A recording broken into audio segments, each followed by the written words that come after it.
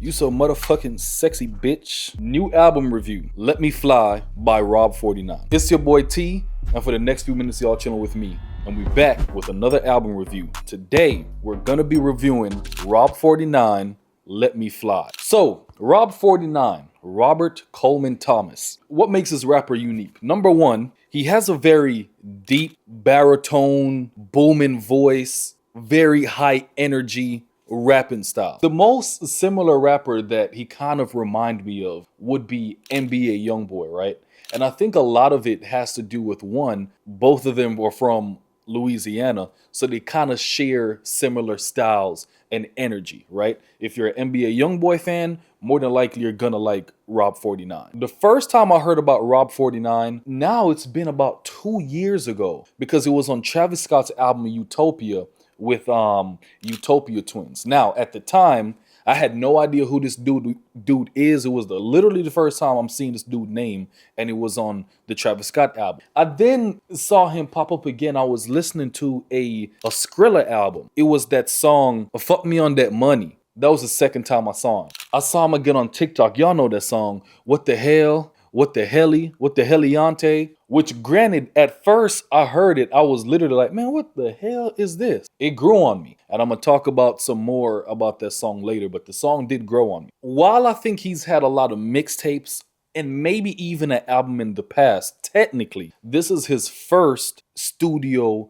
debut album. And out the gate, it has a lot of features from people such as G Herbo, which y'all already know. I'm a huge G Herbo fan. We got Sexyy Red, Birdman, Meek Mill, Lil Wayne, which Birdman and Lil Wayne is kind of like the whole Louisiana tie-in of this album. Now, I had 6 standout songs for me of this album, 6 favorite songs. And they all came from like a stretch of like 6 songs back to back on the album that I really jive with. Or maybe it was like 4 or 5, it don't matter. But it was like a stretch there was like, you know what, damn, this nigga cooking. It was, of course, What the Helly, which I think it's a great song. For anyone listening to it for the first time, it's kind of a gimmick, but then you let it play and you're just like, all right, cool, I get it. Especially once you get into the verse, it's just like, you know what, this is a decent song. But I feel as if the song, even though I like it, I did add it to my playlist, I'm not a fan at the ending. I feel as if like the ending of the song was very lazy. I could have probably done with just another solid verse, another solid delivery, but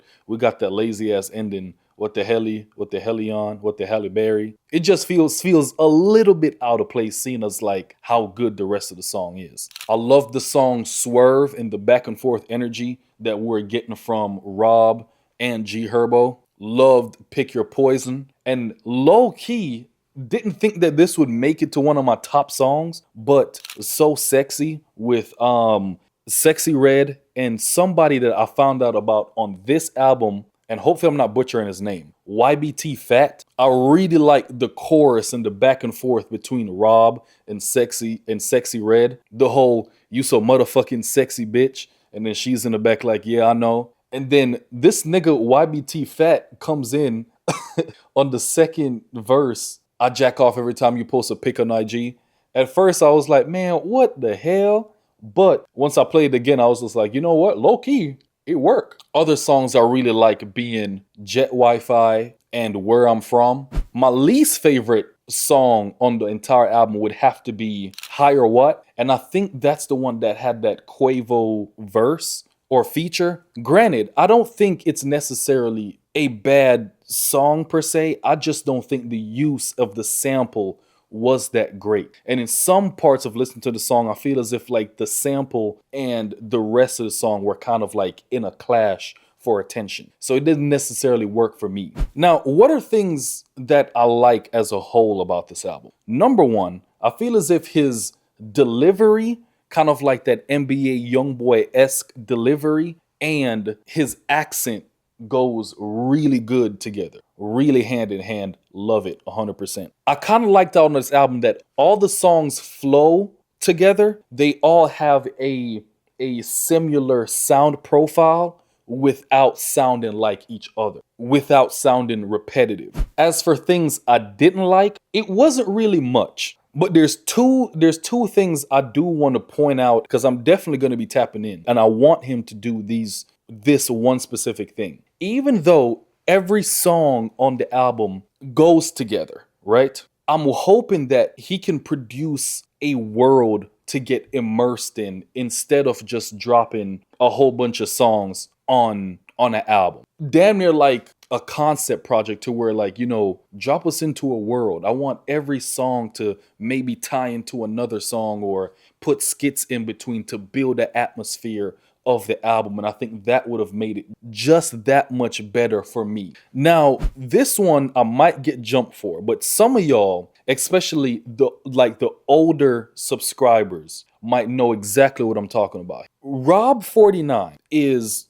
a New Orleans rapper from Louisiana. He's also on the younger side. Granted, he's a year older than me. He was born in 1999. I'm turning 25 this year. I think he's already 26. Birdman on this album is a bit weird to me. Now, I understand that y'all are already gonna say, well, he's Birdman from Louisiana.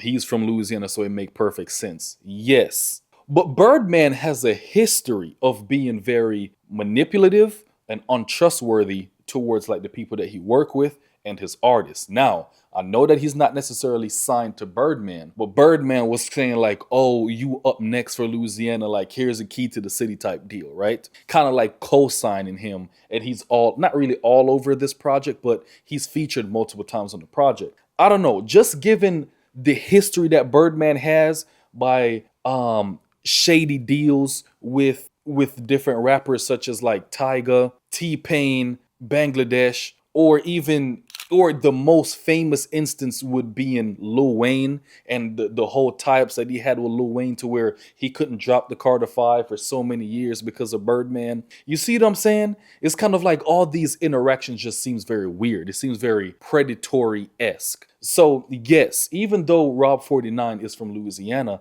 I don't necessarily know if I even want Rob 49 and Birdman to be mentioned in the same breath. Just my opinion. So what would I rate this album out of 10? Honestly, there wasn't necessarily any bad songs on the album at all, except that one that we talked about. There were just a bunch of okay songs, and maybe like 6 of them I really vibed with. So out of 10, I would have to give it a strong 6.5 out of 10. Honestly, some of y'all might look and be like, that's a bad number. Honestly, I don't know, man. It's over halfway. If this was a 3-point scale, I would give him a 3 out of 5. I am honestly really impressed with his delivery, his flow, his style, everything I really like. I just wish we had more of like a little bit more world building, a little bit more entertainment when it comes from the album as a whole. And in the future, if he is going to start to do some type of like concept album, whatever the case is, I would really like to see him work with either G Herbo for a full-length project or NBA YoungBoy. Or fuck it, why not both? They all kind of have similar sound profiles that I genuinely like. So I think that's why, in another sense, I really do like Rob 49. But with that said, did you listen to it? Did you like it? Do you agree with what I said? Let me know in the comments below. Let's talk about it.